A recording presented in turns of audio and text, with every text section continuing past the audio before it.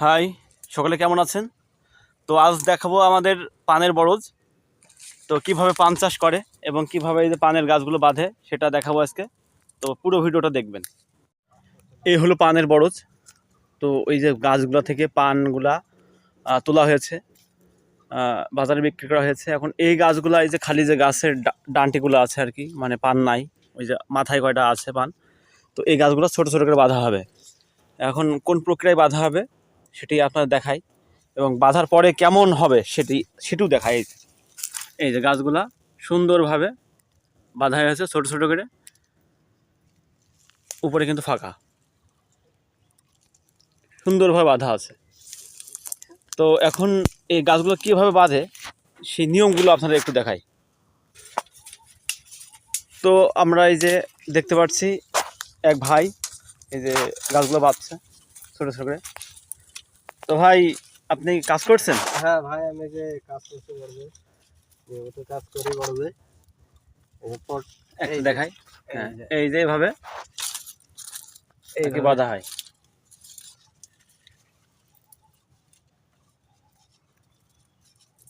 একটা মানে বড় গাছ এই যে পরগুলো ছাড়ায় নামিয়ে একটা পাক দেওয়া হয়, ওখানে একটা পাক দেওয়া হয়।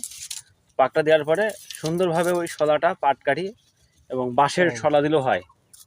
দিনে এই সুন্দরভাবে একটা লেভেল আছে, একটা মানে লেভেল 1 হাত কি 1.5 হাত উঁচু হবে, সেভাবে সুন্দরভাবে এরকম প্রতিটা গাছ বেঁধে দেওয়া হবে।